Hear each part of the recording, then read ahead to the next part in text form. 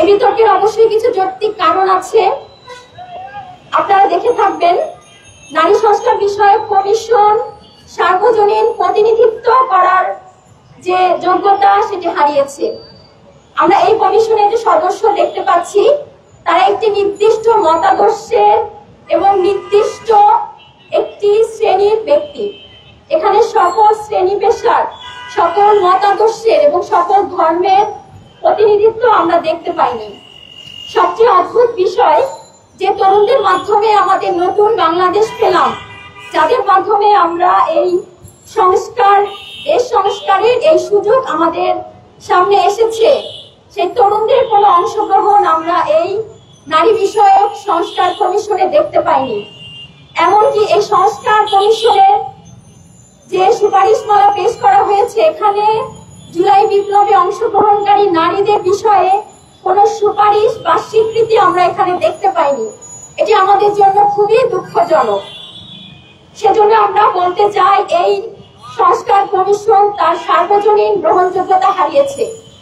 যে কমিশন সকল মতাদর্শ এবং সকল শ্রেণী পেশার মানুষের ইচ্ছা এবং আকাঙ্ক্ষার প্রতিফলন হয়নি, তাকে আমরা কখনোই সার্বজনীন গ্রহণযোগ্য সংস্কার বলতে পারি না।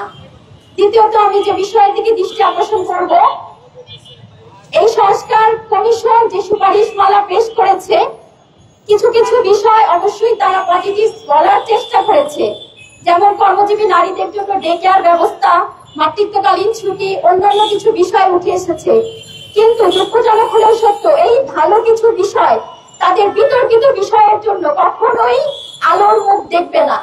কারণ তাদের বিতর্কের যে অংশগুলো এটা এত বেশি, এর আড়ালে আসলে এই ভালো দিকগুলো হারিয়ে যাবে।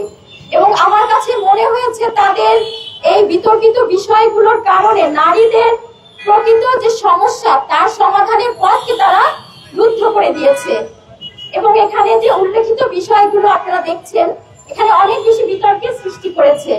প্রথমত যদি আমরা বলি, তারা এখানে সম অধিকারের বিষয়ে বলেছে, অথচ আমরা জানি যে 90% মুসলিম নারী যে দেশে, সেখানে ইসলামী যে আইন, একজন মৃত ব্যক্তির সম্পত্তিতে তার পিতামাতা, তার সন্তান, তার বিধবা স্ত্রী যে সম্পত্তি পাবে, আমরা এখনো সেই অধিকার নিশ্চিত করতে পারিনি।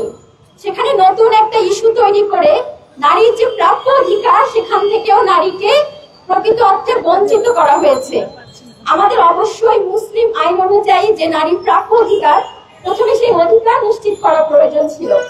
আমরা এখানে দেখেছি যে শিরিন পারভীন হক বলেছেন তিনি ধর্মকে পুরোপুরি উপেক্ষিত করেছেন, এবং একটি প্রশ্নের জবাবে তিনি এটিও বলেছেন যে প্রত্যেকে যার যার মূল্যবোধ অনুযায়ী আইন প্রণয়ন করতে পারে। যারা কোনো ধর্মের অনুসারী না বা কোনো মতাদর্শের অনুসারী না, তাদেরকে নিয়েই তিনি এই সংস্কার প্রস্তাবনা দিয়েছেন।